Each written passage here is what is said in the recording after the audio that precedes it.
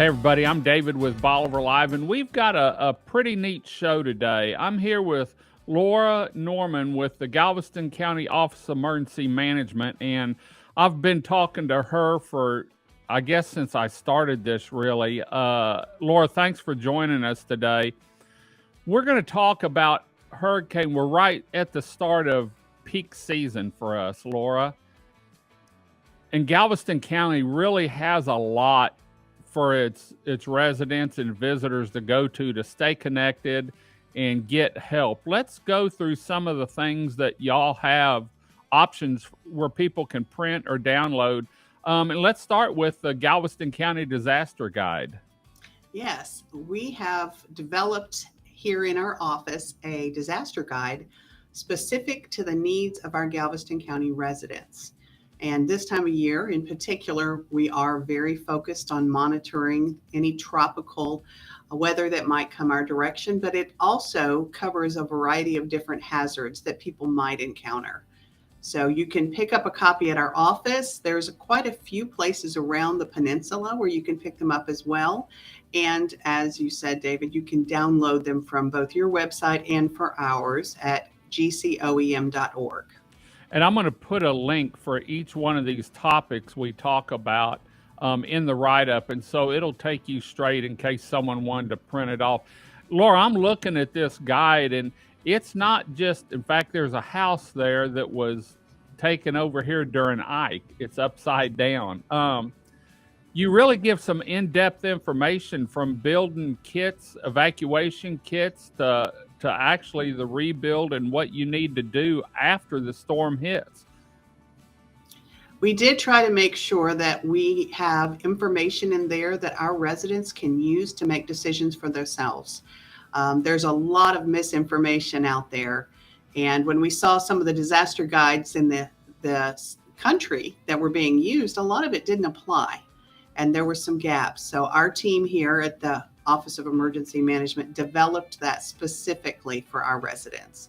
And hopefully, as we continue to build on that every year, we get a little bit better and add a little bit more content to it. Additionally, our website has follow-up information for all of those topics in our guide. So if somebody wants to get more information about recovery issues, about what to expect when you come back from a storm, or even preparedness things you can do, our website has checklists. We've got some blog entries that we've put, just a lot of general information in there for our folks to use to make decisions for their own family. And y'all use social media too during the event to let people know what's going on too on y'all's Facebook page, don't you? We do. We have a Galveston County Facebook page as well as a Galveston County OEM Twitter page. Okay. But our best recommendation for our residents is to sign up for mass notifications, which our emergency alert system. And we have a brand new system this year. So even residents who've been getting information in the past still need to sign up again. And we've got a link on our webpage right at the top that says register for emergency alerts. And we recommend that everybody do that.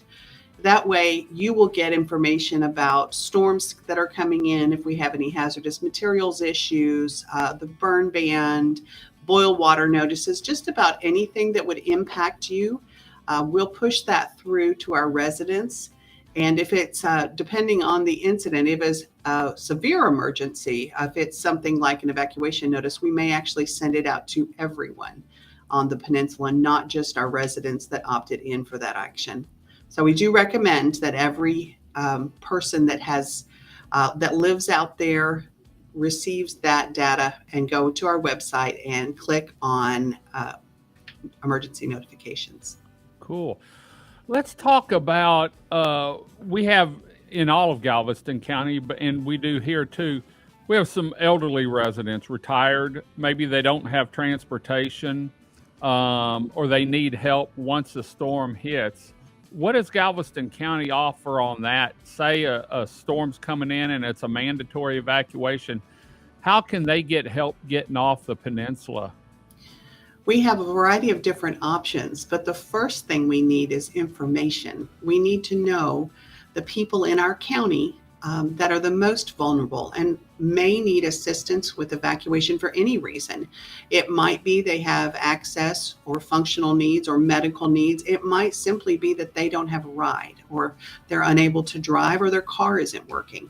Whatever that is, we ask our residents to go and sign up for the State of Texas Emergency Assistance Registry. And it's an annual registration that's free of charge. It's STEAR. And again, the link for that, for the STEER registry, is on our website as well. And that just is a planning tool to let us know which residents in the county might actually need help in an emergency, not just an evacuation, but any type of an emergency. That does not guarantee them a ride. That doesn't mean that we're going to force you out. It just means we know that if we're requesting buses, that we might have a certain amount of people that require a bus that has access for wheelchairs, or somebody might have some language barriers that we need to have information to them. And once we do have an emergency, then we check in with those people that are on that list and make sure that they do have a ride, that they do have their needs being met. And if they are unable to get to a evacuation hub, we usually have one on the island and then one on the mainland as well. If they're unable to do that, we'll work with our local first responders and with our own parks department to ensure that there is a ride available if we can. Now, that being said, we do need to make sure that people understand that that's an annual registry. The STEER registry, every year they need to sign in, and you can actually do it for your elderly family members. I do it for my mother every year. And you can call 211 to register, or you can use the link that I've sent to you, and you can get it on our website as well. But that needs to be done every year. And that's across the county, not just for Bolivar. Every city in the state has that same type of system and access to it. Okay. If people are down here visiting, can they register for the notifications even though they're from out of state? Because we get a lot of people down here in the late summer or the start of winter, from up north, that maybe they're starting to get some snow up there.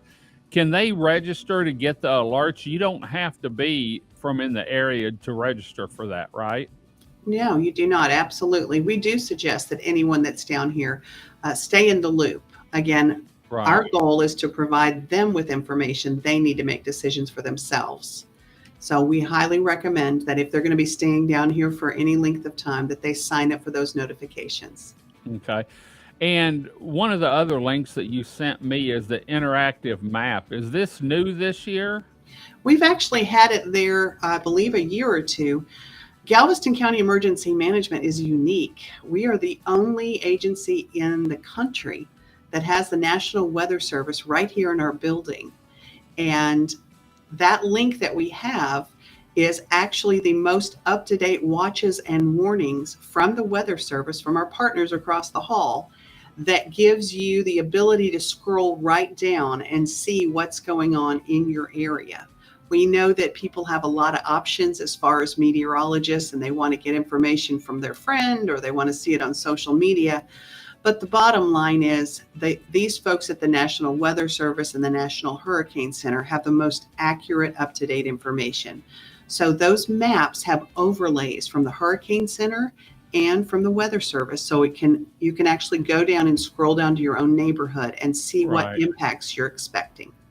And that's, there's a lot of weather people out there or want to be weather people, but when it comes down to it, the National Weather Service, that's who you need to listen to. It's true. That's the gold standard. And we're so grateful that when Judge Henry has to make a decision, that he has direct access with the Weather Service and is able to get briefings right up to the very minute that those decisions are made. And those are not taken lightly. When we do have to order an evacuation for a particular area, we understand the impact that has and the risk that, if people evacuate too often and they get, numb to it because the storm moved on, that they may ignore that later. But when Judge Henry does issue a voluntary evacuation, that's a signal to our residents that there's weather coming, or Right. there is some type of an incident coming that they need to be aware of, and they need to start preparing themselves and their family. The difference between a mandatory and a voluntary evacuation is not the severity of the threat. It's actually the availability of rescue resources. Once we get to a certain level in a storm or an incident of some type, it is difficult for us to justify putting our first responders in further harm's way when Right. people were told to evacuate already. So when you get that evacuation order, please take it seriously, take the information, make the best decision for your family, but understand that after that time limit comes, when the mandatory evacuation has been issued, that rescue resources may not be available. Does when a storm's coming and you call for a mandatory evacuation, what's the stipulations as far as power? Do you know what the stipulations are as far as leaving power on the peninsula or even the ferry running, or how can they keep track of that? Well, those decisions are made by Energy. Entergy and by TxDOT. Okay. As far as the ferry goes, there are multiple physical realities of a storm. I like to Right. liken it to taking a bowl and sticking it in your bathtub. That the water starts to go up when that giant low pressure system gets into the Gulf. Hmm. And it can raise the ferries up so high that they no longer line up with the dock. And Right. you physically can't get the car from one spot to the other. So it's a number of factors. There is no one factor or one key. The winds can Hmm. impact the ferry landings. So it gets to a certain level with the wind and the water and the waves. And it might be the Coast Guard, it might be TxDOT that tells us that that option is no longer there. Okay. We normally have a representative from both TxDOT and the Coast Guard in our emergency operations center while these decisions are being made. And we're Amen. in constant contact with them on even regular blue sky days when Okay. something comes up.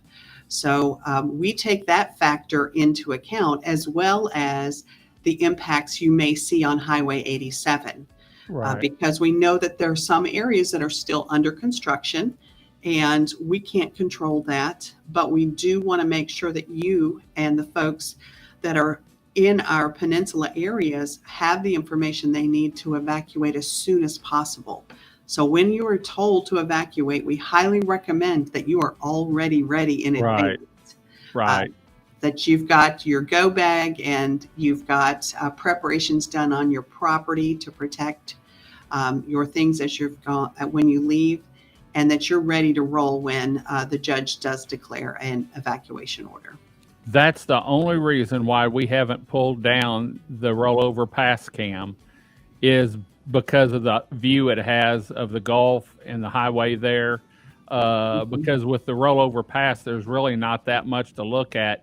But from a water level standard, that's the reason why we've decided to keep that camera up so that we, not only us, but anyone can watch the water levels there at the pass and see what's happening there. So, Absolutely. We very much appreciate your cameras, and we can see immediately before and after a storm the difference on your Crystal Beach camera and mhm. on the Sunrise Beach camera. We can tell immediately the impacts to the storm before and after. So we're very Right. grateful for that resource, as Well, we're well as glad the we one on have rollover, too. it. If people want to get more information, what's the website for Galveston County Office of Emergency Management again? It's gcoem.org. .org. Great. Right. And it's that time of year, and so staying up to date on everything, even on bluebird days, you never know what the tide's going to do down here. And we've been blessed that the tide's actually been down all summer. We haven't had any of those flood tides, but knock on wood, it'll stay like that. So, well, Laura, thanks for joining us this morning and letting us know exactly how people can stay informed, and maybe we can get back when we get into winter, because our winters down here have been a little crazy too, and maybe we can give them some updated information on that. We would love to do that, David. We're very grateful for your communication to the community. And please, folks, if you have an opportunity, either download that guide or pick one up in the area and make sure that you have those checklists ready to go. Great. Well, we're going to head on out. Once again, thank you, Laura, for everything you do and for helping us here. Until next time, I'm David with Bolivar Live. Y'all have a great day, great week. Come see us. God bless, and bye-bye.